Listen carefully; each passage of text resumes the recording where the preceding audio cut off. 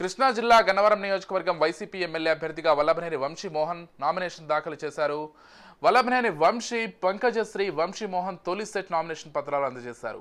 తహసీల్దార్ కార్యాలయంలో రిటర్నింగ్ అధికారిని జేసీ గీతాంజలి శర్మకు నామినేషన్ పత్రాలు అందజేశారు. ఈ నెల 25న పార్టీ నాయకులతో కార్యకర్తలతో కలిసి రెండో సెట్ నామినేషన్ చేస్తానన్నారు. దుట్టా రామచంద్రరావుతో కలిసి పనిచేస్తానన్నారు. నియోజకవర్గం నుంచి వైఎస్ఆర్ కాంగ్రెస్ పార్టీ అభ్యర్థిగా నేను ఈరోజు నామినేషన్ ఫైల్ చేయడం జరిగింది. ఇంకో సెట్ ఈ నెల 25వ తారీఖున నామినేషన్ ఫైల్ చేస్తాం. ఆయన నాకన్నా ముందు నుంచి వైఎస్ఆర్ కాంగ్రెస్ పార్టీ ఆయన అభ్యర్థిగా కూడా పోటీ చేశారు. మా మధ్య ఎటువంటి విభేదాలు నేనే ఆయనతో కలిసి పనిచేస్తాను. ఆయన నాయకత్వంలో పనిచేస్తాను. ఎక్కడ జరగలేదు. ఇదంతా కూడా పచ్చ మీడియాను వీళ్ళ గొడవ.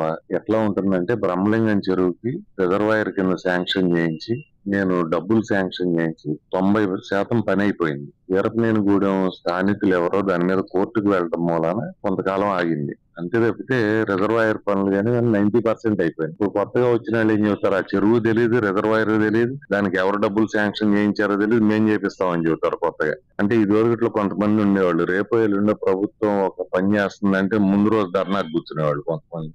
మేం చేసిన పని ఫైనల్ స్టేజ్ లో ఉండగా మేము చేస్తామని చెబుతారు. ఇదివరకట్లో లాగే ఇళ్ల పట్టాలు ఎంఆర్ఓ గారులు కానీ లేకపోతే స్థానికంగా కానీ